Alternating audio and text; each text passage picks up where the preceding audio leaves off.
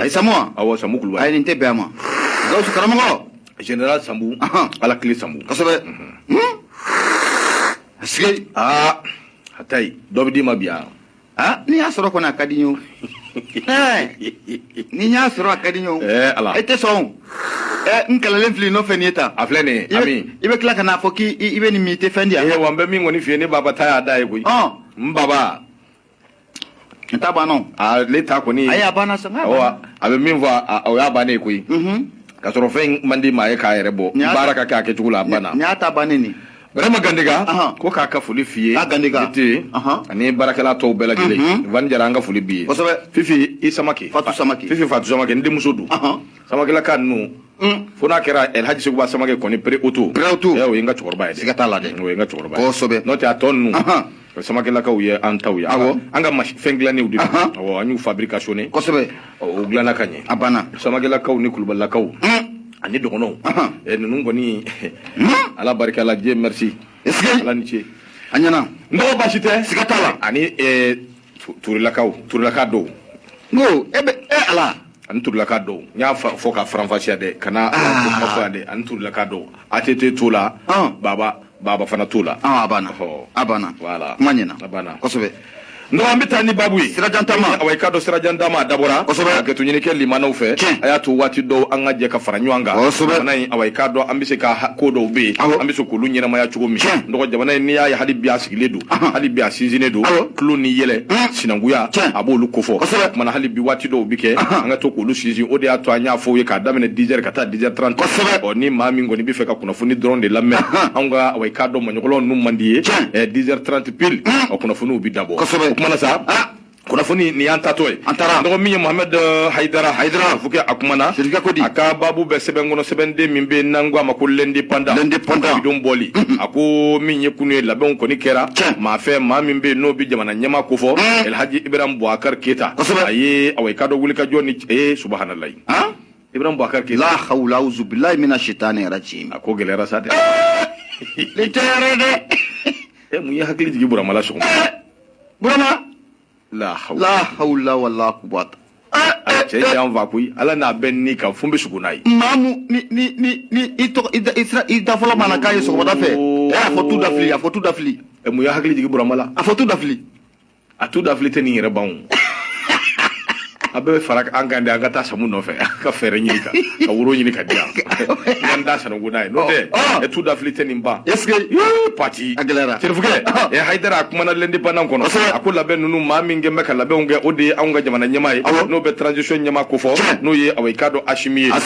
goita kado ka fo wuli ka joni kesru ayoke ayo minge awai kado minye transition mo awai kado aye politique mo ayo lu de wele politique ton chama ayo lu de wele lu bi se kana chugo mi bi se ka to awai kado obesiki ka foke yelsa minye siki ka fo ba mi be na la be na be ka sabati no be assise national la fondation ko fo ko bi se ka nye chugo nga kuin amunumunu chugo abi na fo amake parti politique no amake usagoye manu bora ka soro ko do be choni masiku kan ko sobe waziri ke ba akuni ejete mineke minya awai kado wuli ka joni chesri la ba minum be no lukanga ke mi se ka to assise national de la fondation awai kado bi se ka nye chugo mi parti cha mambe minum be awai kado politique ton ko fo ulu ko ni be farale do nyanga jekulu bakelena na bi wele ko cadre d'échange pour une transition réussie e kado ka fo hakilina ni mirina nyuma minu kumbe no lukun farambe nyanga yalsa nunga se ka ke kilinyi bara ko se ka ke e ko mirina nyuma no hakilina nyuma awai kado abema flingulu ci ka da kulu ciwa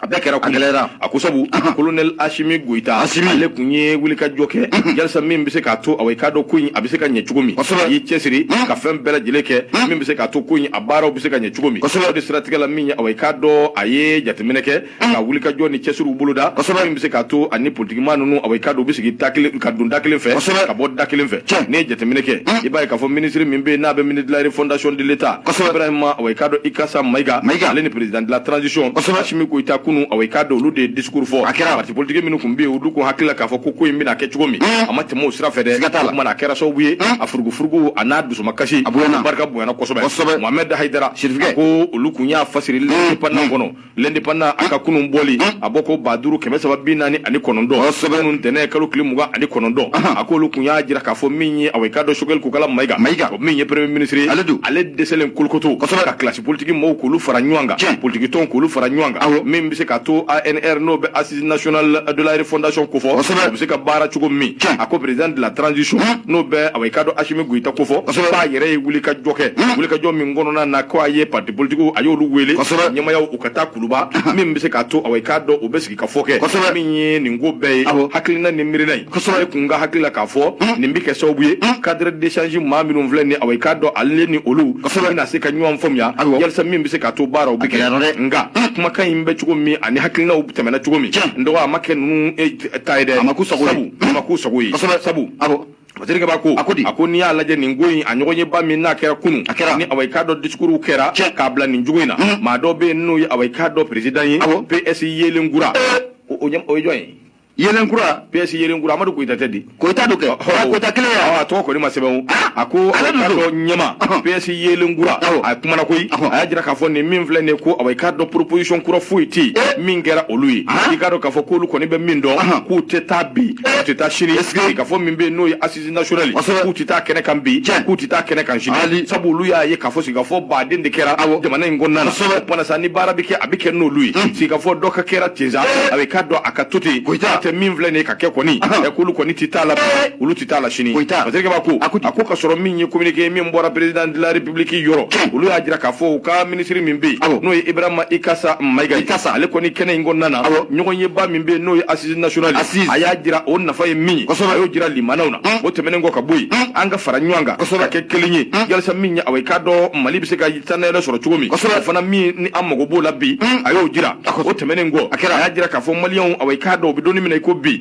haklina nimbirna kele mimbula bara imbe bise ka wali ya chugumina atita fiu ko siki ka foka fe siki ka fo indun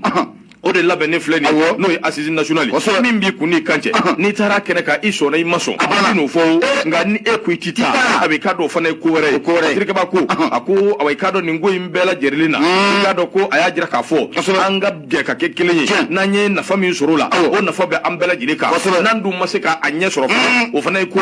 min na ba ambela jirika nga ni mvemve fle ndo kado ni madu klula dirke ba ko ako min ye president ye Ashimi Goïta Ashimi kuni aye kuma chama ayo fo nunu ayajiru la ka fo ka lebu wele o ka boy ko kono kulu wili ka jo min vle ne na be ka ke fo so ka wele du ale Ashimi ka wele te sugal ka wele te fa so ka wele du wele kan yi aboy ka do fo so de be kan ga jabi sabu min bi ka to ambisigi ka do daklenve abo daklenve ni yo wele kan yi nga min yi aboy ka do murtili ni bamanja o fa na fe ngore de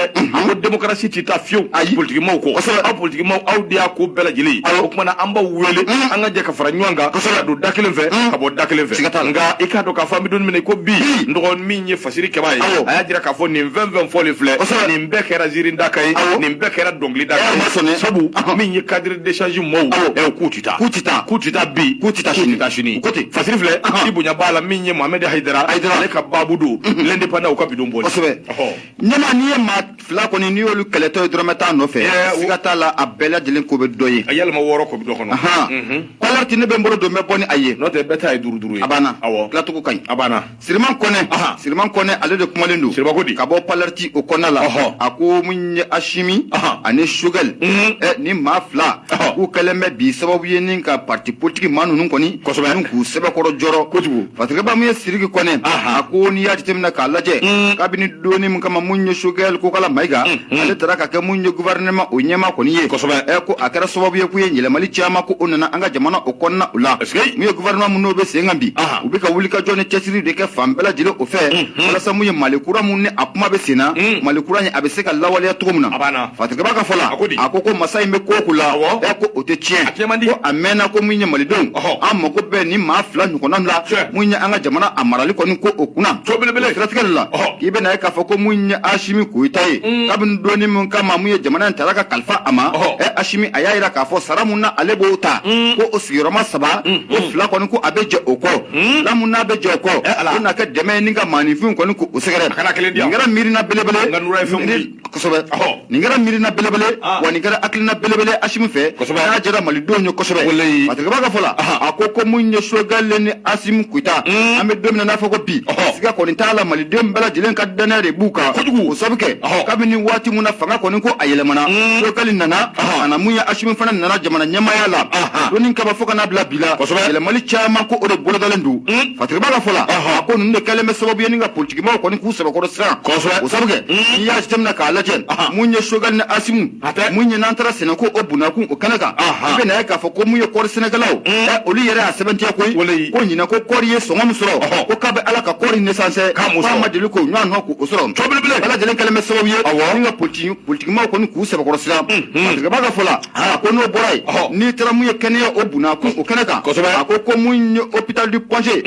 Pongékaw kɔni b'a dɔn k'a fɔ ko Asimi ni Sogɛl nali bi cɛ yɛlɛma caman ko de kɛra Pongé labitaniso o kɔnɔna o la mun ye minɛn caman k'o donna mɔbiliw fana sanna ka du u ma nin bɛɛ lajɛlen kɛlen bɛ fɛn ye bi mun kɛlen bɛ ka politikimaaw kɔni k'u sɛbɛkɔrɔ tɔɔrɔ a ko Gabriel Touré n'i donna ye bi i bɛ na ye k'a fɔ ko mun ye denmisɛnninw ye olu ka so mun bɛ yen n'an k'a ma ko pédiatrie yɛlɛma belebele o donna o fana kɔnɔna la Patrikeba ka fɔ la a ko n'o bɔra yen hali bi ko mun ye politikimaaw ye u sirannen don k'u sɛbɛkɔrɔ siran mun ye Asimi ni Sogɛl u kɛlen bɛ ka wulikajɔ k'o bila sen kan mun ye lakana o bɛ se ka ɲɛ jamana o kɔnɔna la cogo min na Patrikeba ka fɔ la a ko mun ye o misali ɲuman ye fɛn jumɛn ni hakili b'a la juma tɛmɛnen n'o bɛnna novembre kalo tile 26 ma mun ye kɛlɛkɛ pankuru belebele 4 mun ye Asimi Goyita a y'o tile di an ka kɛlɛkɛlaw ma o kɛra mun ye wasako ye a ɲɛsin mun ye jamanadenw ma kosɛbɛ a ko n'o bɔra yen mun ye u kɛlen bɛ ka wulikajɔ mun fana n'u k'o sigi sen kan nin waati in na mun ye yuruku fo ka taa se mun ye ɲangilibaliya o kɛlɛli ma ko nin bɛɛ lajɛlen de kɛlen bɛ sababu ye bi mun ye politikimaaw kɔni ko u wulilen don mun ye Asimi Goyita ani Sogɛl fana o kɔrɔ Patrikeba ka fɔ la a ko n'i y'a jateminɛ k'a lajɛ mun ye Sogɛl ni Asimi Goyita ninnu kɛlen bɛ maa ye bi maa mun n'a kɛlen bɛ ka politikimaaw gan o kamana kosɛbɛ o sabu kɛ u ɲɛ bɛ mun ye dolo kɔni ko a mɛnɛtɔ la ni dolo dun n'a mɛnɛna a n'a kɛ sababu ye ni k'olu ka dolo ni k'a sɛbɛkɔrɔ dafiri Patrikeba ka fɔ la an kɔni bɛ don min n'a fɔ ko bi a ɲininen bɛ maliden bɛɛ lajɛlen de fɛ an ka ɲɔgɔn sen bila an ka ɲɔgɔn bolo kɔni ko o minɛ jamana fama ale yɛrɛ y'o fɔ ko Mali bɛ yɔrɔ min na ko bi an bɛ waati gɛlɛn de kɔnɔna la kosɛbɛ malidenw an ka fara ɲɔgɔn kan ni k'an bolo kɔni ni ka a di ɲɔgɔn ma walasa mun ye bɛn basigi sigikafɔ o bɛ se ka na an yɛrɛ dama ni ɲɔgɔn cɛla la cogo min na n'an ye jamana in k'a wuli ka jɔ ni fadenya kɛlɛ min an yɛrɛ bolo kɔfɛ an na tɛmɛ n'o ye Patrikeba ka fɔ la a ko mɛ n'i y'a jateminɛ k'a lajɛ fɛn mun kɛlen bɛ gɛlɛya ko in na o sabu ka jamana n'i y'a selen nin dan kun kan ɲɛma siga foyi t'a la politikimaaw dogo ko politikimaaw u jɔlen tɛ cogoya si la mun ye u ka jalaki o kɔrɔ u tɛ fɛ ka mun ye Sogɛl ni Asimi u dɛmɛ koyi ko parce que n'u dɛmɛna a n'a kɛ sababu ye min ye malidenw ko a n'a kɛ sababu ye u ka lolo ko a na mɛnɛ mun ye malidenw na lolo ye o de kɛlen bɛ sababu ye bi mun ye politikimaaw u tɛ ka sɔn cogoya si la mun ye Sogɛl ani Asimi fanga in b'u bolo cogo min na k'u tɛ ka sɔn a ma cogoya si la patiri don an y'a sama sɔgɔmada in na ka bɔ Banarti kɔnɔna la Sidiki Kɔnɛ ale kɛlɛkalatigi ye i bonya b'a la nɔgɔ Sidiki bɛ fo ka waleɲuman dɔn hali bi Nura FM an b'o sanfɛ 94 tomi murumuru 5 min ye awɔ i k'a dɔn an bɛ fasiri ta fasiri min bɛ yen o ye Soir de Bamako Soir de Bamako i k'a dɔn k'a fɔ kuma kɛ n b'a kɔnɔ n dɔgɔ Mayimuna Dunbiya ale de kuma bɛ a kɔnɔ o fana sa titiri min b'a la e k'a fɔ tubabukan na n k'a mɛn n bɛ tila k'a yɛlɛma sisan a fɔ tubabukan na titiri in fɔ sanfɛ tubabukan na jumɛn don kan Mahmoud Diko souffle le chaud et le froid. O kuma banna e ni ne fila bɛɛ de y'a fɔ bi baba a sen b'a la. La hawla. A ye n sɔrɔ baba a ye n sɔrɔ a sen b'a la. Non Mayimuna Dunbiya ale de kumana i bɔra ka min fɔ nanzarakan na i ye kalama n'a sumalen a bɛɛ bi fiyɛ maa min fɛ i k'a dɔn ko Mamudu Diko o kumana sa min ye fasiri Mayimuna de kumana an bɛ fasiri fɔ baba yɛrɛ kama an na dan fasiri ma a ko de kama a ko n'i ye jateminɛ kɛ dugubilakaw sa laada wuli ye ala kɔni awɔ i k'a dɔn ala kilenna sabula ni ala ɲɛsiranya jɔn n'o bɛ Mamudu Diko ko fɔ dɔgɔkun kelen yanni ko in ka daminɛ ko in bugunatigɛ a ye awɔ i k'a dɔn caman a y'o ɲɛfɔ wuli ka jɔ min n'olu bi kɛ a y'a jira k'a fɔ ko ale kɔni bɛ cɛsiriw de dabɔ min bɛ se ka to ka taa dugawu kɛ jamana in ye jamana kɔnɔdenw aw k'a dɔn an bɛ se ka fara ɲɔgɔn kan cogo min ka don da kelen fɛ ka bɔ da kelen fɛ gɛlɛya min bɛ anw da la Maliba in kɔnɔ a gɛlɛya in bɛ se ka bɔ anw kan cogo min a ko n'i y'a lajɛ bi Mali aw k'a dɔn gɛlɛya bɛ o ye gɛlɛya da ye min ye aw k'a dɔn Mamudu Diko a ye kangaridakanw caman a y'o kɛ ka ɲɛsin o sira ma a ko fasiri kɛbaa ma a ko aw k'a dɔn Mamudu Diko n'i y'a ka cikaw n'a ka kumakan ninnu bɛɛ lajɛlen lamɛn hakilina kelen miirina kelen min ye aw k'a dɔn Mamudu Diko bɛ fɛn kelen min nɔfɛ o de ye ani colonel Asimi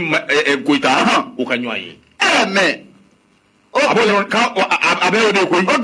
fasiri ko den dɛ ce qui est sûr le seul message ci ka ɲi qu'on a retenu est que l'imam Diko veut rencontrer le colonel Asimi Goïta. Asimi ka bisimila aka cɛkɔrɔba bisimila bana Asimi cɛkɔrɔba bisimila min de k'a fɔ a ye cɛkɔrɔba bisimila i ka cɛ ko k'a taara wa dila kana taa baba Asimi cɛkɔrɔba bisimila juguman t'a kɔnɔ an k'a lamɛn ɲɔgɔn fɛ a ko kuma na sa min ye aw k'a dɔn n'i ye jateminɛ kɛ déclaration min bɛ yen ni aw k'a dɔn bɔra Ustaz Imam Mamudu Diko da i k'a dɔn ko a ye wulikajɔ min kɛ wulikajɔ in ti dɔwɛrɛ ye journée de prière n'o ye ka don gɛrɛngɛrɛ min bɛ se k'a to seli aw k'a dɔn bɛ se ka kɛ dugawudenw Ala in wele le tout puissant masa jalaki bali a k'a lajɛ maliyɛnw kɔni sɛgɛnna an dɔrɔla an ɲanina gɛlɛya bɛ anw da la min ye gɛlɛya in ye maa min bɛ se k'a cɛ ka bɔ an da la o ye ale Ala in ye n'o y'a sɔrɔ an dun fili la n'an bɛ sira jugu kan yafa kɛba o ye jɔnni ye o ye ale Alahu Taala ye o de sira tigɛ la Mamudu Diko aw k'a dɔn a ye wulikajɔ ni cɛsiriw bɛɛ kɛ o sira de fɛ k'a ɲini masa Ala in fɛ a k'a kɛ cogo sugu bɛɛ lajɛlen na maliyɛnw yɛrɛ damaw an bɛ se ka don da kelen fɛ ni ka bɔ da kelen fɛ o ko min filɛ nin ye aw k'a dɔn Mamudu Diko n'a y'o kɛ a y'a ka kɛta kɛ n'a y'o wulikajɔ kɛ a kan k'o kɛ nka bɛɛ y'a faamuya k'a dɔn k'a fɔ Mamudu Diko aw k'a dɔn nin kɛwale in kan a dusu tiɲɛnen don Mamudu Diko a diminen don Mamudu Diko aw k'a dɔn ko kɛra la a dimina min n'o kɛnbɛ k'a tɔɔrɔ o de siratigɛ la a y'a jira k'a fɔ ale ye nin kuma minnu fɔ waati tɛmɛnenw na a dimina dɛ kɛra sababu ye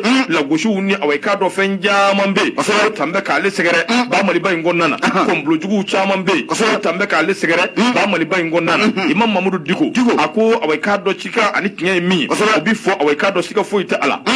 sabu an bɛ don min na i ko bi n dɔgɔ i k'a dɔn k'a fɔ Imamu a bɛ fɛ ka wulikajɔ ni cɛsiriw de kɛ ka faamuyali sɔrɔ aw k'a dɔn kow la o tɛmɛnen kɔ faamuya kelen min bɛ nin ko in na o de ye cikan de tun b'a bolo k'a lase Asimi ma ka Asimi ka se k'a faamuya ale yɛrɛ Diko jɔyɔrɔ ye min ye ani ale yɛrɛ nafa ye min ye jamana in kɔnɔna na Batiriki b'a ko a ko nin ye aw k'a dɔn coup d'état filanan kabiri a kɛra a ko ale ni Asimi aw k'a dɔn a n'a ka premier ministre k'u ma ɲɔgɔn ye a ko a bɛ waati dama dama bɔ ko ale ɲɛ b'a la k'a fɔ kow bɛ ka taa cogo min na a ko tɛ dɔgɔ kow tɛ aw k'a dɔn ka taa maliyɛnw kunkilenna la dɛ a kɛ kow tacogo ko a man ɲi jamana bi taabolo min kan ko i k'a dɔn k'ale ye wulikajɔ kɛ ka se Usmani Sherifu Madani Aidara y'a bannen ko a ser'o ma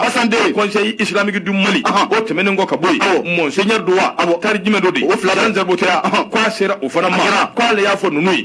n'aw sigilen don a ye wuli dɛ n'aw dun bɛ position min na an ka taa sabu jamana in bi taabolo min kan n dɔgɔ jamana in taabolo i k'a dɔn a ma ɲi cogo si la a ko ale y'a ɲini u fɛ ka ɲɔgɔn ye u ni transition u n'o ɲɛmaaba u ka ɲɔgɔn ye a ko colonel Asimi an bɛ don min na i ko bi a ti dɛsɛ waati la waati min na a bɛ se ka ninnu bisimila n'u bɛ se ka ɲɔgɔn ye nka an bɛ don min na i ko bi i k'a dɔn k'a fɔ Asimi a ma sɔn ka ninnu bisimila donc o tɛ Diko a ma sɔn k'o bisimila Batiriki b'a ko a ko mun na dɛ mun dun kelen na Asimi bannen don e b'i ban ka an ka cɛkɔrɔba bisimila i t'a to a ka taa fɛlɛta f'i ye wa président i jɔ tɛ nin na dɛ a k'a bisimila an ka cɛkɔrɔba bisimila a diminen don min fana bɛ yen sanfɛlaw kɔni an b'o dɔn ka dugumala in an t'o fana dɔn dɛ an ka yen bila an kana cɛkɔrɔba ko to yen na o to yen n kana cɛkɔrɔba statut min b'a bolo a k'a bisimila ayiwa baasi tɛ parce que kaba ko in to yen k'a dɔn Imam Mamudu Diko k'a dɔn k'a fɔ k'an bɛ don min na i ko bi ale kɔni tɛ se ka da la cogo si la ale bɛ wulikajɔ kɛ ka ɲininiw kɛ Asimu tɛ ka sɔn ka ale bisimila n'i ye coup d'état in ta k'a lajɛ k'ale kɔni b'a dɔn min na Asimu tɛ ka sɔn k'ale bisimila tɔw bɛ munumunu min da fɛ n'u bannen don k'o fɔ Asimi ye ale y'o barakile fɔ Asimi ye ale y'a fɔ a ye min ye aw k'a dɔn a ka jamana in to civiliw bolo civiliw ka jamana in mara n'o tɛ communauté internationale n'o ye ɲɛmaa tɔw ye olu tɛna an do ye dɛ suba ale ye o min fɔ a na kɛ o ye fɛn ye fɛn min n'a ma bɛn i k'a dɔn k'a fɔ Asimi ma a ko an bɛ don min na i ko bi jamana jamana in bi taabolo min kan gɛlɛya do koyi ale ye awɔ i k'a dɔn Asimi yɛrɛ dɔrɔn tɛ dɛ ko Diko y'a jira k'a fɔ ko ale kumana maa caman fɛ jamana marabaaw k'i k'a dɔn k'a fɔ ko ale ye kangari da k'u ye ka ɲɛfɔli k'u ye u ka yɛlɛma yalisa jamana bɛ se ka avancer k'u m'a mɛn o m'a mɛn ɛn dɔgɔ wolola min na o ma dogo maa si la o ma dogo maa si la a y'a fɔra dɛ o wolola min na o ma dogo maa si la cɛkɔrɔba ko masa ye fɛn min yira ale la a ka bɔ hakili ma koyi a ko ten dɛ ala ka ɲɛ ka d'a ma yalima o complot ko kuma min bɛ ka fɔ o min ɲɛsinnen bɛ Diko ma parce que kaba ko a ko yalima Asimi ka fɛn bɛ o la wa Asimi nɔ dɔ bɛ o la wa fɛn min kɔni don n'o jɛlen don o tɛ awɔ i k'a dɔn an ka taa ka n'a ye dɛ une chose est claire on ne badine pas avec l'homme de Dieu maa ti tulonkɛ ni ala ma ye dɛ ala ma ye dɛ n'o ye Diko ye IBK Ibrahim Boubacar Keita a ye kɛra teri ye o ma kangarida kan mɛn ele ni ɔnzɔn kusukusu kusukusu a taara dɛ ko a tɛna fɛn fɔ maa ye o kɔfɛ dɛ o tuma na sa an bɛ don minɛ ko bi min ye awɔ i k'a dɔn nin ko in ye a kuma kɔni cayalen don kosɛbɛ a cayara dɛ ko awɔ i k'a dɔn Diko ATT binna Lajiburama binna Salakaw b'a lagali ala ka ɲɛ ka d'a ma nin bɛ ka bɔ yen de da sa o ayi dɛ ne tɛ dɛ baba kulo bila o ni dɔgɔda mɔgɔ na cɛkɔrɔba ma nin fɔ cɛkɔrɔba ka ne bɛ ka kuma de lase kulo bila n bɛ ka kuma de lase kulo bila a ko waati min na ale kumana ka fɛn bɛɛ fɔ kumakanw ma mɛn ale y'a ka ko ɲɛ jira ala la o tuma min kɛra i k'a dɔn k'a fɔ k'o ye fɛn ye fɛn min n'o ma dogo maa si la a ko nin ko min filɛ nin jɔn ko ala b'u ka mankanba in ni awɔ i k'a dɔn fɛnba min filɛ nin ka tugu Diko ka awɔ i k'a dɔn duwawu n'a ka seli nɔfɛ min bɛ se k'a to awɔ i k'a dɔn duwawu bɛ kɛ jamana ye a ko message kelen pewu de bɛ yen Diko bɛ fɛ ka min bila ka taa di Asimi ma ne ye wele da kɛ n ko n bɛ fɛ i k'an bisimila i b'an bisimila tɛmɛnen kɔ ka bɔ yen an bɛɛ farala ɲɔgɔn kan ka sɛbɛn ci ma i k'an bisimila i b'an bisimila i k'a dɔn k'o ye fɛn ye fɛn min n'a ma bɛn awɔ i k'a dɔn Diko ma bɛn cɛkɔrɔba ma a ma bɛn a ma sini ayi a ma bɛn a ma dɛ a ma bɛn a ma dɛ ɲama ni fɛn y'a tɔɔrɔ nin bɔlen kɔfɛ o de ye a ko mun ye nkalon mun tara ka da la k'a ni Faransi ka lasigiden k'olu tun bɛ dogodogo ni dibidibi la k'u ka jamana k'u k'a dafiri bon maintenant i y'o kuma min fɔ nin o don ko ne ye cɛ in suit a ko digira la dɛ ne ye Ndunga suit awɔ ne ye Ndunga suit Ndunga Mayiga a ko mɔgɔ minnu b'o ko jukɔrɔ k'ale b'a dɔn n'o jamana in kɔnɔ ni ne ye gɛlɛya yɛrɛ non mais Ndunga ko clairement mɔgɔ minnu bɛ ko in jukɔrɔ k'ale b'a dɔn e b'a dɔn mɔgɔ minnu bɛ ko in jukɔrɔ min kɛlen bɛ ka usage tɔɔrɔ maintenant problème ye min ye Ndunga k'a fɔ mɔgɔ minnu don a kana fɔ a ka taa fɔ ɲɛmaw ye dɔrɔn ɲɛmaw k'a wuli a k'a fɔ parce que ninnu ye jamana ci de ye o kosɛbɛ ninnu bɛ wuli ka jɔ kɛ ka nin message sugu monter ko Diko ni ambassadeur yera ani ambassadeur y'a kɛ tan an bɛ ka fɛn min ɲɛɲini o e yɛrɛ ko b'o dɔn mun na b'an fili an bila fili ko problème t'a la a ye mɔgɔ minnu bɛ ko in kɔfɛ k'a b'a dɔn n'a b'a dɔn a fɔ an ye dɔrɔn a banna mankan ka da cɛkɔrɔba parce que nin ko in bɛ position min na sisan n'i ye cɛkɔrɔba yɛrɛ ɲininka peut-être a b'a ko Asimi ninnu ni fɛnw ka montage donc a bɛ dimi maintenant ni Ndunga b'a dɔn a ka fɔ mais c'est clair Ndunga ni b'a dɔn mɔgɔ don ko dalu b'i bolo Ndunga de y'a fɔ dɛ a ko a b'a dɔn dɛ Ndunga ko ten o kana kuma ninnu munumunu kuma ninnu kana a munumunu a ko an kɔni bɛ taabolo min kan nin ye Imamu Dibine maɲi bɛɛ b'o dɔn wa a kana bali maa si la ni kumakan wɛrɛw bɔra tuguni ka ko wɛrɛw fara ɲɔgɔn kan min bɛ se k'a to Imamu a bɛ se ka bɔ tuguni cogo min ka na fɛn wɛrɛw fɔ o tuma an bɛ dugawu kɛ ala k'an ni sababa bɛɛ ala k'an kisi baba juguman ma fɔ nin na bi dɛ a ye juguman ma fɔ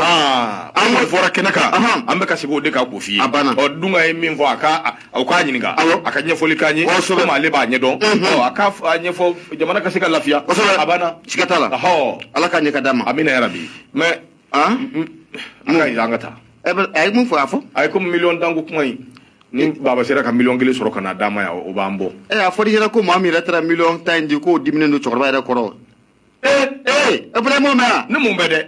cɛkɔrɔba ko maa min taara miliyɔn 10 di hali sini ale ma dɔrɔn bɛ d'o ma o yɛrɛ diminen don ale kɔrɔ subhanallah ne yɛrɛ tun b'o yɔrɔ mɛn o ɲama n k'an kun bɛ yen de a ye tun bɛ yen minɛ ni bɔra a tun bɛ yen aji tun bɛ direct ka minɛ aw ni baara aw ni cɛsiri o miliyɔn 10 maa min taara di ale bolo ma k'o fɛn ma d'o ma sunkalo kɔnɔna la yatimɛw dɛmɛ n'a ye malosɔngɔ sigɔrɔsɔngɔ maa min yɛrɛ taara o miliyɔn 10 di ale ma ko dɔrɔmɛ ma d'o ma k'o diminen don ale kɔrɔ Allahu akubaru ala k'an ni sababa bɛɛ hali bi sa ka yira limanaw na radio Nura FM kulo b'o de la 94 tobi murumuru 5 min ye awɔ i k'a dɔn gafe an b'o de kɛnɛ kan Ustaz Mamudu Diko nin y'a ka kɛnɛ ye n dɔgɔ an ka tɛmɛ an ka taa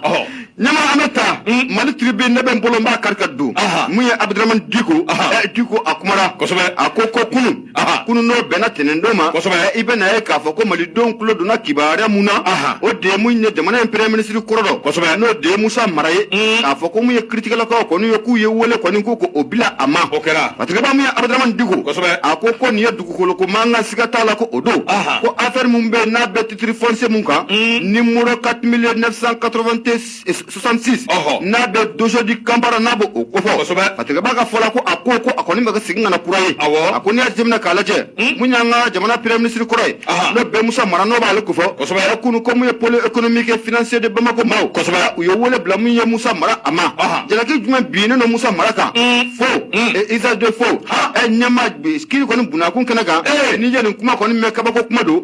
manifin ko ki sebe ko joro Allahu akbar ko ni ka fola muye Musa Mara atara wole kata jabi kunu ga akoni sigina kata so ga kangar daka okera aye Musa Mara ale na manya ka fo kibe boya kata bako fe fara ge gisra critical la Allahu akbar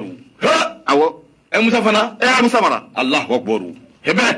hamali fasirga ba fola akoni ya zamna kala dani an fara mun na folen flani akara wati la wati mun na Musa Mara ira na kuma communication o maire la ata ayira ka fo comme ya dugul ko nyami bele bele o de kara san 2017 o konna ula rangal la munya titre foncier mun no be titre foncier numéro 4966 ni ya zamna kala je o ko titre foncier mun na be dossier de Kampala abo o ma ko abo o bolo Allah wa fasirga ba fola ayira ka fo ko ni yira mun folen flani ko akena muna koy wa sefa wari ko akuntola ko abona ko sobe adugulo mi sefa wari million bi kononto ane fla tubu ko awa ngena muna ko la Allah sabani ko akoni ya temna kala je o doronte koy dugumu men nanga mako mamari bugu kala bam bugu sibiri bugu nunu bela jilen ko ni watina ko mi bolo ko ko asefa ko shino no muye Musa Mara ma ko nunu ko ni ulab patraba fola ne ere ko ni e ko politicien jele na sura enveamble aga do ne ni dama mali politiquement so ve ngay ba soro doni bola mali politiquement ni be tugu mun ko be tugu ko suna nyama dana ma ka do la de e ka ko fle ko aka do la de wa munun neme na fa wala fotabani atu fotabani aywa bashite ando ko bara inka gelen sa de aywa anga do ke bismillah bismillah anga ta ko Musa Mara bismillah anga ta Musa Mara fosebe fasirba ka fola akoni ya temna kala che o mi yoro ko afir la munyo opérateur économique uma na akofora abo mi sorobo sebo abo lu ko fo fasire ko nala ko adibidibi ko barika ka bon ko sebe asiga na ko o barika ka bon ko sebe stratégie la munye maire ko mi ra kumbe no ya Musa Mara ka adjoint ni wati yere la na le rebe parti yelama o konna ula na be dasane sidibe ale ko fo ale de koni planti ko o don 2016 ninga na 2017 o konna ula ale de planti do mi Musa Mara o kama ga ni wati yere la munya asane sidibe ayira fene be mi Musa Mara ka parti koni o konna ula fatima ka fola akwa munye ma chamambe sebta muru ka tebene ulu bela jeren bale me ko nanu ni nyanche ni affaire keleina ina fo isa ginu abe ko nanu ni nyanche kon kono la isa be o de kama subhanallah ya kwa fo Musa bismillah siriman pachi abe ko nanu ni nyanche wala parti yelama maye ala isa siribe iya de tono ye o fana be ko nanu ni nyanche ko nunu ko ni me ko nanu ni nyanche ka bi septembre ko le temane na mu ya Musa Mara tay critical la ko ya la black ataso la kaida la ka fo alamsa ko me Musa Mara abi to ka ta critique la mo aka ta critique la ko fi bana o bana be Allah akada batike na ma sarula atita ta wana ble ay akanata Allah ndesani akanata ko akanata nyafi de ato tumodo ikatu yere ma fendo lo ko seima ikafandani ya ni ga kodo be nyogon tibita bani ni torgo be hal ni bi fe kata ro leitita kitita de fi ka takirti la mo fe awo ale Musa Mara kele ibiti sarula de ne hakli bala ne dossier do soro ne tarafo Musa Mara fi adoni premier ministre kundu Mara nyew diansi nyini ayim bismillah ngire tara na dossier ka ta jirala adu Musa Mara togo fo mandi sabu ni chewo che mi Musa togo boida malien ubifa ni alache eski ado Musa ma hali njabi kanye hali considération gele hali njabi ko nyuma amate no a ko ni obligatoirement nye faso de nye kunnafoni dila ye ye demande kɛ a ye bisilo way maintenant le reste là non ba hali ni maa min ye nci musa fɛ bilen ni tɛ n b'o f'i ye dɛ est-ce que ala gosi tɛ k'a fɔ a ko man di n ye tɛ hali ni maa min ye n ja fɛ ne tɛ taa bilen mali ko kɛ b'o de o n'i t'i kun siyɛn n'i t'i samara nɛmu u nɔfɛ u mago t'i la u t'i bonya k'a dɔn ye min kosɛbɛ o de don dɛ a don turelaka n bɛ affaire in fɔ turelaka dɔw ka dugukolo de bɛ yen min dira sɛbɛnni kɔrɔ ko o terrain dɔ ta bɛ yen o ye n dɔnba ye o ye n bila dossier kan ja o papier a bɛ o ɲagamina a fɛ cogo dɔ la ka i y'a faamuya b'a la o sɛlɛ dɔ ma a fɔra ko b'a ka musokɔrɔba yɛrɛ bolo ne kɔni donna dossier kɔnɔ a laban a ko n ka taa communicatif wa mun de Hayidara tun bɛ yen ne taar'o fɛ yen o Hayidara fana ko n ma ko karisa nin dossier in to yen k'i da bɔ a la ne ko n ko kuma ne ye denmisɛn ye ne si ka jan ne tɛ nin ɲɛɲini bilen n ko a tigi ma i ka dossier filɛ kɔfɛ k'u bɛnn'a la o y'a kɛ cogo min n kɔni t'a dɔn n kɔni bɔra yen donc c'est pour te dire que i b'a caman ye bɛlɛgɛ la i ni kuma u ka intérêt wallahi billahi ta'ala u ka intérêt dɛ wallahi maliko tɛ u ka intérêt de don a banna ni y'u ye jabaraninw na ani fɛnw na kuma la souvent des gens qui n'ont aucun respect envers l'être humain a banna c'est compliqué a fɔ man di mais hadamaden hali n'a kɛra bokurunin hali n'a kɛra maa ye min fɛn ne don maliyɛn den don i dɔ don mɔgɔw bisimila ka ɲɛ i ka yɛlɛ mɔgɔw fɛ o ye mali laada ye cogo o ye mali laada ye o ye mali laada ye mais ka hadamaden ni jɔ a yɛrɛ la e yɛrɛ tɛ se ka maa kelen yɛrɛ k'olu bisimila e bɛ se ka jama mara wallahi hali n'a ko n ka taa miliyɔn minɛ bin ti taa ni ala cɛ wallahi de ala ye n y'o fɔ depuis bi tɛ wa n tile kelen ma nin kuma in fɔ tancogo la ni bi tɛ wa n t'a la gosi fana nka ala ka diɲɛ dɛmɛ an bɛɛ ɲɛ bi yɛlɛ yan kelen kelen malidenw waati sera an ka nin falen tɛ bɔ yen an bɛ faamuyali sɔrɔ kow la a bɛɛ n'ala na kira cɛ dɛrɛ ma ka dɔgɔ ninnu na dɛ faamuyali bɛ sɔrɔ kow la yan kelen kelen ni ala sɔnn'a ma Abdul Jalo ta i ka wari ta i ka na di yan ne taa to tɛ yen dɛ n b'o f'i ye dɔgɔ hali bi an bɛ taa an bɛ se n dɔgɔ n bɛ min f'i ye wari t'i bɛɛ sɔrɔ n bɛ wari t'i bɛɛ sɔrɔ adamadenya ka girin ni diɲɛ fɛn bɛɛ adamadenya n dɔgɔ n bɛ i ladi o sira taama min ye n ye nin ye ma k'a ye mɔɔw kɔ dɛ fɛn kelen don i bɛna mɔɔw bolo i bɛ taa mɔɔw bolo kana jɔ maa si la ala k'a ni sababa hali bi an bɛ taa Yusufu Konate a ka fasiri bi yan Yusufu awai k'a dɔn ale kumana min ye awai k'a dɔn kiya tigana kisi tigana kisi Kayida cɛ an famana Kongo kisi Kayida don Yusufu Konate n dɔgɔ a kumana n dɔgɔ dɔɔni k'a da kumandugaw ka belebele Bakari Togola Allah kibaru Bakari bilala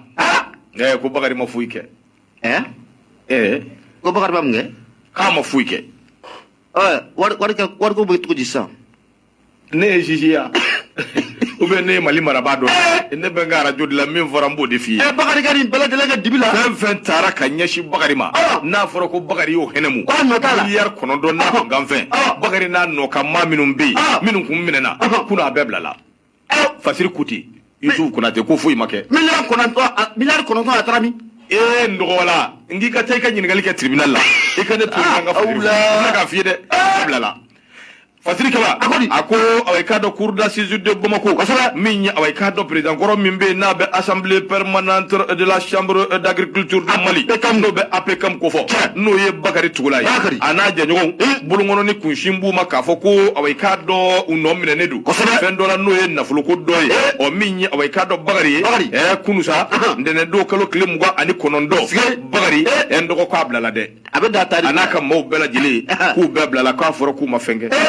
fɛn min bɛ yen n'o kun ɲɛsinnen bɛ Bakari ma Fasiri Kaba y'a jira k'a fɔ ko awai k'a dɔn a dar'u la de ni sira dɔ ye sira minnu bɛ yen n'o tɛ awai k'a dɔn sariyaw kɔnɔ cour min bɛ yen n'o awai k'a dɔn ko in ɲɛsinnen b'a ma n'o ye kiiri bulonba dɔ ye o kɔni y'a jira k'a fɔ ko awai k'a dɔn u bilala o de siratigɛ la maa min bɛ yen n'o y'u yɛrɛ ka avocat ye n'o bɛ Sidibekayi Mangara ko fɔ cɛkɔrɔba y'a jira k'a fɔ u bɛ cour d'assises mɔɔw u b'u fo kosɛbɛ sabu u ye kiiri tigɛ a tigɛ ko ɲuman na u ye tiɲɛ fɔ min bɛ se k'a to awai k'a dɔn fasodenw bɛ faamuya sɔrɔ ko la a ko kiiri aka gele aka kuna nga kiriye da ko na ye jabi minun bo sebendenw ye minun fo ka faraka no lu be farala ɲɔgɔn kan ka bɔ o ka do ko dia bɔ cogo ye président Ngoro min filɛ no be APK ɲɛma kɔrɔ ko fɔ Bakari Tugula ana jɛɲɔgɔn ma 11 do an be doni minɛ ko bi a kun jirala k'a fɔ ko miliyari 9 ana kunkan fɛ k'u de o ka do fɛn ye min bɛ u nɔfɛ nka Bakari Tugula ndɔgɔ ka do k'a fɔ k'u bilala san 2013 kana 2019 wari in bɛ munumunu na o sira fɛ Bakari n'a jɛɲɔgɔn nunu u bilala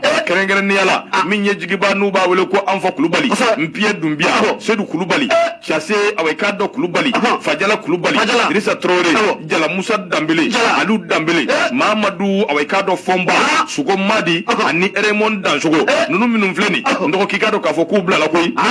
nunun bɛɛ lajɛlen awayika dɔ mɔɔdɔw minnu kun bɛ ɲɛmayala sira dɔw fɛ sɛnɛkɛlaw ka awayika dɔ siraw fɛ kɛrɛnkɛrɛnnenya la Sikaso Buguni Kucala San Fana ani ka dɔ Kita n'a ɲɔgɔnna caman i b'a ninnu kɔni kɛra kosɛbɛ Bakari ka kiiri tigilamaw y'u jɔ u jɔyɔrɔ sabu sariya diliba min bɛ yen n'o bɛ farafinna kɔnɔ walima n'o bɛ diɲɛ bɛɛ kɔnɔ n'o bɛ wele ko organisation pour l'harmonisation en Afrique droit des affaires n'o ye OADA ye jɔn ko ala awayika dɔ kɛmɛ ka sariya in fɔ cogo min ani k'a latɛmɛ sira min fɛ Bakari ka kiiri tigilamaw u y'o sɛgɛsɛgɛ k'u bɛɛ ɲɛɲini k'u bɛɛ ɲɛdɔn k'a jira k'a fɔ wari min filɛ nin n'a kuma bɛ ka fɔ État ta tɛ MDT ka wari tɛ o kumana sa ni nɔminɛ bi kɛ a bi kɛ ni sira wɛrɛw de min bɛ ka fɔ nin sira in nin tɛ se ka Bakari nɔminɛ ndɔgɔ kiiri kɔni nana jira k'a fɔ jɔn ko ala ninnu ka kuma a ka girin dɛ ninnu da ye tiɲɛ ye dɛ ɲɛma ne yɛrɛ ma foyi faamu jamana ko in kiriko la bilen. I y'a faamuya a ma diya i ye de n'o tɛ i y'a faamuya o Bakari maa mun ye kalo joli kɛ kaso la a bɔlen a ye caution miliyari 4 sara walasa fiɲɛbɔda bɛ se ka d'a ma n'a nana fɔ ko o ma n dɔgɔ min ye Boubacar Diallo ye CR7 walayi k'a bɛ dɔgɔtɔrɔso la an bɛ dugawu don kɛ n'a ta o ta k'a man kɛnɛ k'a bɛ k'a lamɛn an bɛ dugawu k'a ye foyi tɛ kanu bɔ walayi Ala ka kanu to Ala ka bana fiɲɛ ban dugawu k'a ye Ala ka bana in fiɲɛ ban kosɛbɛ walayi siga t'a la dɛ an ka dugawu k'a ye kosɛbɛ ne ma a bɛ maanifin kamana gan koyi munna n'o tɛ i y'a faamuya o i kamana de guwan kɔni y'a fɔ in kɔni n y'a bila ka taa kɔfɛ n ma jigiyɔrɔ sɔrɔ a la k'a bila ka na ɲɛfɛ n ma jigiyɔrɔ sɔrɔ a la mais problème yɛrɛ ye min o miliyari 9 n'a kunkan fɛ a fɔra ko a dunna ni Bakari n'a nɔ ka maa 11 n'olu nɔ t'a la jɔn nɔ don ayi minnu y'a dun ni minnu nɔ don olu ka minɛ dɔrɔn a fɔra a ka ɲɛɲini miliyari 9 kɔni tɛ se ka samara don ten ka taa kungo fɛ abada kɔlɔnjan kelen fɛ ayi ka sɔrɔ dunba ma sɔrɔ a la a dunna Bakari ye wari ni min sara wari ni yɛrɛ tɛ miliyari caman don Bakari y'o min sara o bɛna segin a ma wa ɲininkali bɛ yen n'o bɛ segin Bakari ma don min u k'a fɔ an ye u k'a fɔ an ye an bɛ taa Ala ka ma jɔ Bakari ka da la a kana dogo an na dɛ a kana dogo an na dɛ ni Bakari ka wari in bɛ segin a ma don min a y'a fɔ an ye maa tɛ yɛrɛ dogo Islami ɲɔgɔn na dɛ a kana dogo an na an bɛ taa Bakari kunbɛ don jumɛn an bɛ taa foli bila a ma don jumɛn foli ya an t'a to miliyari 4 ka kunkan bɔ fɔlɔ foronto bɔrɔ kɔrɔ o kɔrɔ tisu ta a bɛ sɔrɔ a la e ko Bakari yɛrɛ ma sera maliden ye sa wa siga t'a la o ye tiɲɛ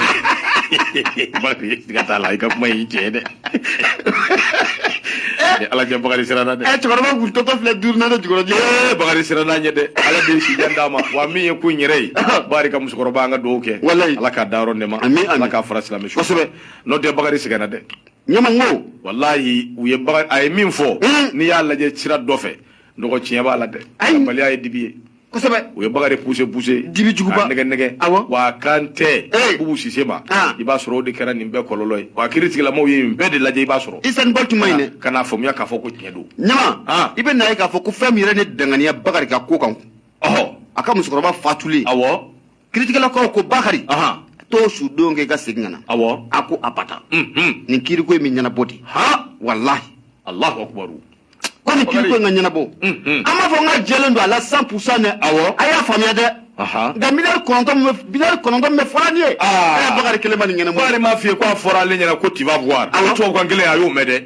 tu vas voir ale kuma ko dugumajɛ ale y'a tu vas voir kɔni ale y'a voir o de filɛ nin ye k'ale bila wula ta la hawla n ko n bɛ k'a f'i ye maa caman bɛ kuma ɲɛmaa ninnu dɔw bɛ yen u kana t'u ka kuma n'u kumana kabako don dɛ Ala k'a nisɔn bigi ma ɲi dɛ a kuma nafa ye min ye dɔrɔn Bakari a k'a dɔn Yusufu Konate Kuti a n'a nɔkama maa 11 minnu kun nɔ minɛnen don u bilala a jɛrɛla k'a fɔ ko non coupable tabarikala o tɛ foyi la o ma foyi kɛ a banna Ala ka ɲɛ ka d'an ma an ka miliyari 9 an de bɔnɛna Ala k'a nisɔn an b'o sɔrɔ don min Ala k'o jira an na n'o tɛ a ko kɔni banna Bakari ka se ni ɲuman ye an bɛna ale kosɛbɛ an bɛna Bakari an bɛna ale an bɛna ale an ma fɛn kɛ dɛ an bɛna ale an ma foyi k'i la dɛ voilà wala ti membolo de me bonne aye baba dama be tambla de na me tabagari fe adama touré ti tambla baba dama blani bana ali be blani voilà awo alla akoka ka million gele inti soro akote ko ati soro ko dormeti di ko fanga ale ka belebele souteni aba souteni ka kanyu imam belebele do wallahi aga noro o de ka bon ko so abana baba million gele o diga na souteni na bismillah ngata walata radio nura fm bi kono to an nanin to mi muduru duru wa me la silike ni wati na ka bo jela korji ko mani wurda sugula te chaw ni mamu sira wurda sugula be koron fa fango laje anteni jembe sanfe nyama ne be bolo do me palarti me boni aleye ni bola ne palarti ale bi siri kone sirgi kone ale de kumalendo ako munye dumuni fam a songo ko agelale nyama an koni yaira ka fogo bana do be do fa ga do koni ono obi yala ibe na ka fogo ni wati laban konna munye mamunu be ka fo nu ye jago kelawye e ko dogo ni wo ku chama tika bo o fewa fatile baga fola ako ni ya jitemna ka laje ni duna an wasugu konna labi hende ma do be o songo ko ay la ko ga foko aylela o sirati kala ministry mun be no ka bara benon do munye jago ane soro suro bara ma ale ko ni kuna foni ni ka boka bintaw ayira ka foko munye gouvernement ye sigido ko ni ka no kera munye mercredi do araba do ro fena benon novembre ko klita uma dam bafla ane sam go an kelem o gouvernement ni nganiata kayira ka fofo dum fa munum be ni watina ni asongo na ile no kosobe tulubo ula malo obo ula aka ja foko na blasikaro ula ni bala jile oba ala o baba gouvernement ya laini o subvention belebele ni ko ke ka nyeshu oma wala sa munye dum fa nunu mali dum bala jile mesika asro munye songo lafia o konna ula tugumuna patrick baga fola me siri kone akoni ya jemne gouvernement aya ila ka fo o munye fa munum be ni do manga far o songo ka tuwashila ni buruta buru me bidru muna ko drome ko akana fara aka o bolen ko fe munye gouvernement ako malo mun no be bo jamana ko kan kana aw fenya ale klo bidru ko o kana te mo mi sefa wari wa saba o kan ya temna ka laje munye detail la o biolon bla o ye o bolen ko fe munye gouvernement ako tulu mun no be bo munye jamana ko kan ninga na aw fenya a 20 litri ko kana te mo mi wa saba ani kam naninka litri kele ni bo fe detail na ko kema fla o do patrick baga fola ako ko ni sigaro mumbe boy jamana ko kaninga na afena ko o boro ko amanga tema wa nani ane kema duruka ni ba fere ga bitikini ngono e kana tema mi sefa wari kema ko ni oka klokele ula patrick baga fola ako o bena ata ibe na ka fo ko barado ko ni dono biyala ga do abo onu ofaga ako ni watina ibe na ka fo ko mi sorobo so bado ko nbe ko lu buga bo mi woni sira ko ni fe ne gouvernement de ko alibi yoro do be ni try mu ye buri ko drama bioro ko drama ti bola bi ko drama ati bola sini ko sigaro gouvernement ko o ka drama keme aklo kele ko ga ko jamana fando be bi ko sigaro ni makaba ni mugombo ati ke ga monina ati ga ga fola ako ko mu ye gouvernement akana wuli ka jo ko sobe ka mu ye sega sega kraw u blaka do sugu ko na bitiki nu fe a jetemna ka late songa mu no lu fle ka foni ko abika labato wa songa nu ko na labato mi ko biro ko na la ko ka jigi terrain sanfla la ko nu be sega nyadon tugumna patrulo anya sama ka bo palarti ko na la munye sirigi kone ale kalim kala tige bunya obala no mi ya Amadou Diallo wi logement ka ba ka na me Amadou yangan ko sobe wati da be message chama mi wi logement amba fu ka wali mando Amadi Almidi Touré ikado aleka fasiri o be sebe ngono sebe menno kwa mako chika anga ta kulikoro minya awai kado nyere do ake kumbe yere wolo debu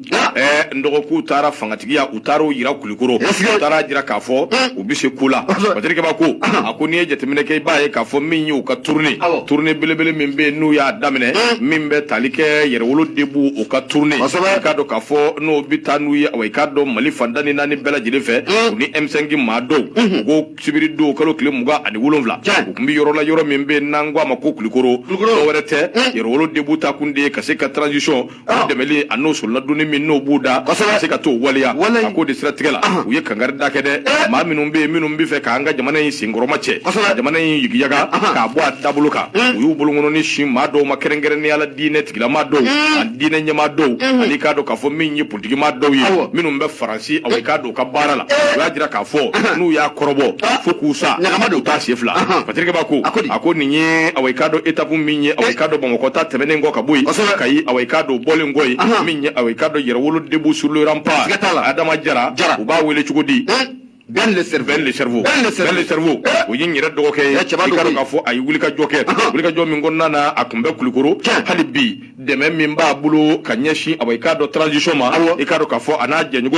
tara ka to njafo president min be no be Ashimi Goita ko fo le premier ministre shogel ko kala maiga utara ka ta awai ka do deme nyoya min bulu ka nyeshi utara ka to lu bela jele nyafo nu ya jira ka fo Francisco ka awai kado ambassadeur korom mimbe no ben Nicolas Norman ko fo oye awai kado kuma min ta kanyeshi ma ka fo ko mo ko wuli ka joke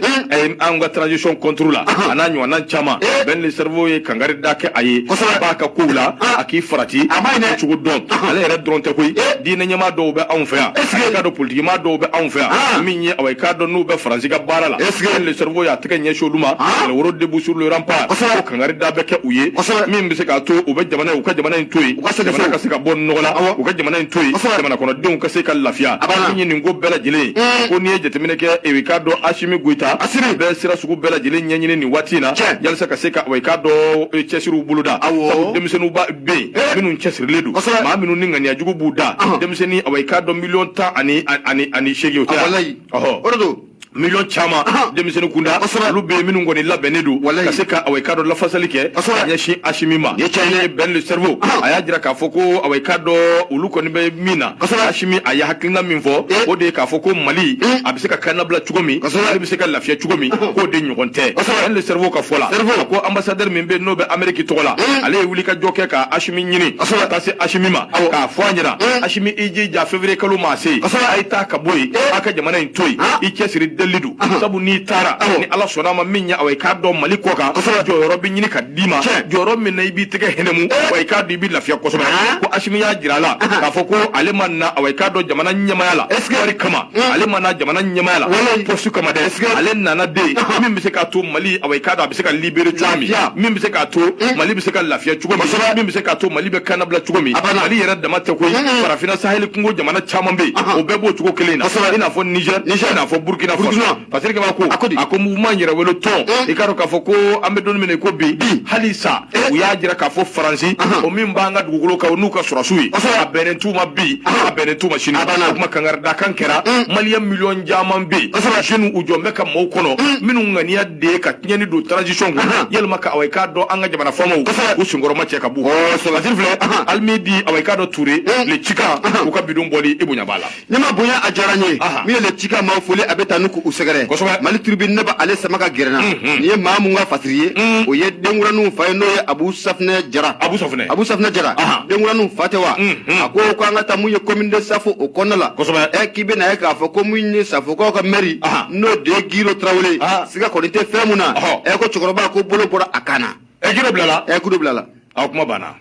Abu Safna Jara ale de yaira ka fo ko munye chokoroba ye no be Giro Traoré no ba ale ko fo o te Safo meri belebele o yewa ale do Giro ya temna ka alaje Giro bo kasubona kabijo kalo klem ko anu woro o temene munye katika o fe chokoroba amasro do fe munye dugugulu ko manga ko asoro o de fe dugugulu ko nyami ko akoko asoro o de fe patika ba fola o siratika la ko munye tarata don temene e be na ka fo ko munye Safo ko ni sonjora ko soba o sabu ko yayi ka fo ko luka belebele no ko ni Giro Traoré ko Giro Traoré ko ashira su abana fatriko muya Abu Safna Jara akoko munye Giro ata nali ko ni kwa kera ni sonja bele munye Safo ko ma o bolo ko fa ali Safo kara fa dugu ni ya temna kala de zuro ko ko lu bora bela de lem bora kata chokoro ba ngino be Giro Traoré ko fa kata foli tani ka asgere fala ya ko mato ko tasan ko sodo seru wala dabani donmona ko jalani soma bugu nyama bi na ka fa ko nunu bela de ne bora munye Giro ko ni kata foli tani ka asgere o sabge ya ka fa ko mamu ye Giro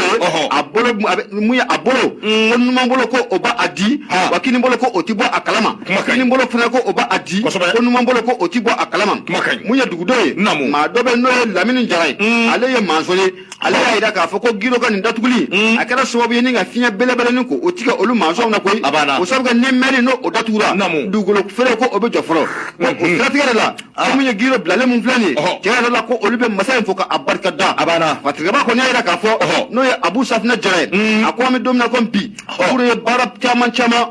y'o kɛ mun ye ko sigida la mun ni école ko écoleso caman ko a y'o jɔ fo ka taa se mun ye a bɛ mɔgɔ minnu fana dɛmɛ dibi ni dugudugu la ko mun ye ko a nali ko a kɛra safuwaw ma ko tari kosɛbɛ Patrick sɔgɔmada na an y'a sama ka bɔ Mali tribune kɔnɔ la Abu Safina Jara ale y'a fasiri ɲɛma i bonya e ko giro fana ni cɛ in tɛ kelen ya Bakari tɛ ɲini ka kɛ kelen a fana b'a signé dɔrɔn de o de kɛra problème ye ayi bɔ a fana ka kalanko fana b'a la dɛ ayi ani maa wɛrɛw de tun bɛ ɲɔgɔn na ale ni maa wɛrɛw tun bɛ ɲɔgɔn na mais Giro ka problème yɛrɛ fɛn min ɲɛma i b'a dɔn Giro tɛ maa lamɛn a ti maa lamɛn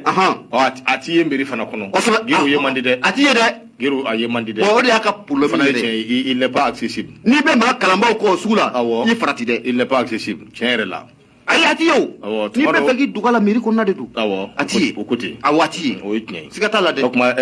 kulotigi bɛ fali sɔminɛ a bɛ fali sɔminɛ ala k'a ni n'i bɛ maa kalanlenbaw kɔni ka jɛ la e kalannen tɛ i cogo dɔn dɛ n'o tɛ bigi bɛ kojugu k'i la aramu ala k'a ɲɛ ka d'a ma amina yarabi ala ka dugawu jaabi awɔ ne kɔni ka ɲi tan ne tɛ foyi min bilen a ka ɲi a sɔrɔ to yɛrɛ tɛ a ma di ma ayi ne ka ɲi sa ne tɛna foyi yɛrɛ min bilen ne ka ɲi tan a ka ɲi a t'a kɔnɔ yɛrɛ kuma tɛ k'a di ma a kuma ne ka ɲi sa a banna ne ka ɲi kɛlɛ tɛ o ayi kɛlɛ tɛ o tɛ kana ko i bɛna i bɛ to nin na sa baba bɛ ni dimi tuguni ka dimi mun na de n ko baba y'a f'i ye ko a bɛna ko an bɛ taa Bakari fɛ yen a ko de ya a ko a bɛna a ko a bɛna k'a bɛna a ye min bila n b'a dɔn o ma s'a kɔnɔ ne ka cɛkɔrɔba don n bɛ ka cɛkɔrɔba dɔn koyi nka a bɛna baba bɛna an bɛ taa Bakari fɛ yen Bakari tugu la an bɛ taa Bakari fɛ yen ala k'a ni sababa bɛɛ n dɔgɔ e ta banna wa awɔ a banna kosɛbɛ waati yɛrɛ sera o a sera mais yan'an k'a bila min ye aw ye k'a dɔn forum international des religieux k'a dɔn k'a fɔ o ye fɛnba ye n'a bɛ ka labɛn n'a b'an ka diinɛmaw n'a b'olu ka lahaliya kofɔ a k'o de siratigɛ la o conseil islamique i k'a dɔn k'a fɔ ko kulubakaw y'olu bisimila kulubakaw y'o conseil islamique bisimila a kɛra waati jumɛn e jɔn ka don fasiri kɔnɔ fɔlɔ est-ce que nin kuma min filɛ nin ye a kuma in ka dun dɛ kuma in ye kuma dunba ye dɛ awɔ kuma in ka dun ala k'a ɲɛ ka d'a ma awɔ nɔgɔ min ye aw ye k'a dɔn n'i ye jateminɛ kɛ ko a bɛ kɛ Bamakɔ yan ni ala sɔnna ma janvier kalo nata forum international des leaders religieux aw ye k'a dɔn délégation belebele o wulila o conseil islamique aw ye k'a dɔn o tɔgɔ la k'u tun bɛ Kuluba a kɛra jumadon kalo tile 26 juma tɛmɛnen an kɔrɔ o tɛ juma tɛmɛnen an kɔrɔ de kalo tile le 26 novembre a kɛra o de la kɛra juma tɛmɛnen sibiridon an ka fɛn kɛra sibiridon a fɔra k'u bɛ bisimila ko mais ko ale tɔgɔ min bɛ fɛn in na k'o de la ko ale tɛ bisimila a na kɛ nin ye cɛkɔrɔba yɛrɛ ye nin fɔ awɔ nin fɔra ayiwa baasi tɛ a mana kɛ cogo cogo walasa Asimi jo t'a la cɛkɔrɔba tun kan ka taa min ye aw ye k'a dɔn Mohamed Makiba ale ye fɛn caman fɔ nka fasiri waati se kama an b'a jira dɔrɔn k'a fɔ forum ba in o ye aw ye k'a dɔn ka ɲɔgɔn ye belebele min bɛna kɛ anw fɛ yan a bɛ kɛ janvier kalo jamana 14 k'a dɔn k'a fɔ o bɛna ye a la a bɛ kɛ aw ye k'a dɔn 15 et 16 et 17 janvier ni ala sɔnna ma a bɛ kɛ anw ka jamana in kɔnɔna na a k'o de siratigɛ la n'i ye jateminɛ kɛ i b'a ye k'a fɔ ninnu kɔni taara ka t'o bonya da Asimi n'a ka jamaw tulo kan n'o tɛmɛnen kɔ ka bɔ yen madarasadenw ni aw ye k'a dɔn kuranɛkalannaw caman bɛ yan diplômew b'u bolo a n'a ɲɔgɔnna caman o si tɛ ka valoriser o si tɛ ka bila baara donc u taara ka taa o fana ka t'o ɲɛfɔ jamana ɲɛmaa ɲɛna pour que solution bɛ se ka sɔrɔ o la fɛɛrɛ bɛ se ka sɔrɔ o la cogo min min ye transition ɲɛmaaba a ko ale bɛ aw ye k'a dɔn a cɛsiri ni ala sɔnna a ma ka tila ka foli las'u ma ani o conseil bɛ cɛsiri min na jamana in kɔnɔ k'a bɛ aw ye k'a d'u fo k'u waleɲuman dɔn nin ko in kɔni kɛra aw ye k'a dɔn ka sɔrɔ ministre des affaires religieuses ani culture n'o ye Mahamadu Kɔnɛ ale tun bɛ kɛnɛ in kɔnɔna an bɛ dugawu kɛ hali bi ala k'a ni sababa bɛn amin ala k'a hakili ɲuman d'a ma amina yarabi waati sɛbɛkɔrɔ sera waati sera waati nani jɔ n waati nani jɔ min ye aw ye k'a dɔn an bɛ foli ani tanu lase an kanubaw bɛɛ ma an dɛmɛbaw bɛɛ lajɛlen an bɛ foli lase Basegine Keyita ma Ayida cɛ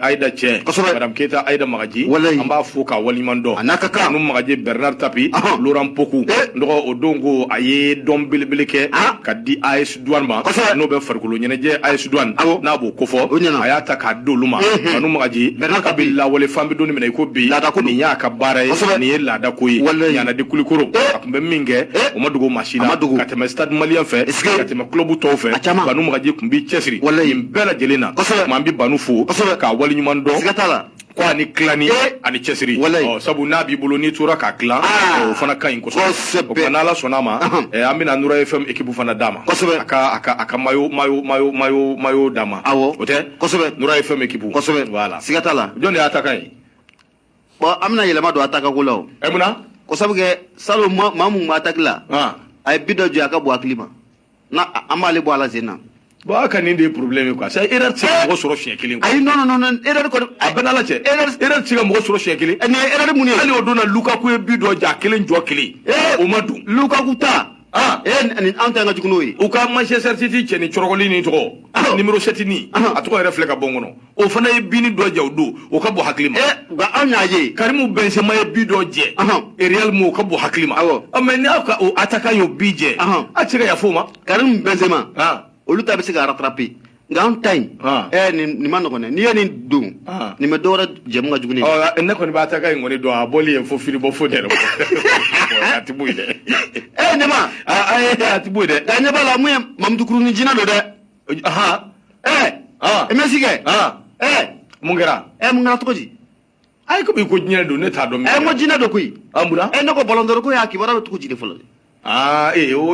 tɛ événement ba y'anw bolo sa Ballon d'Or dilannen k'a d'i ma Mali kana la sabali Ballon d'Or yɛrɛ maa caman bɛna démissionner ka bɔ a la Messi ma ɲi Messi yɛrɛ a dira a ma bala a yɛrɛ ko k'ale kun t'a dɔn k'ale bɛ Ballon d'Or yɛrɛ sɔrɔ Messi ma kɛ a bala yɛrɛ la mais nin bɛɛ ye tubabuw ka fɛn de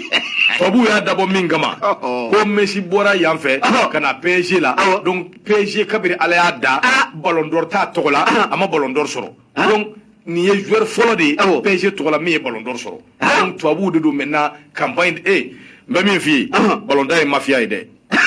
n'o tɛ maa tɛ se ka Ballon d'Or in sɔrɔ ka tɛmɛ Lewandowski ou bien Benzema kan a ye Ballon d'Or ye mafia de ye mais u y'a namu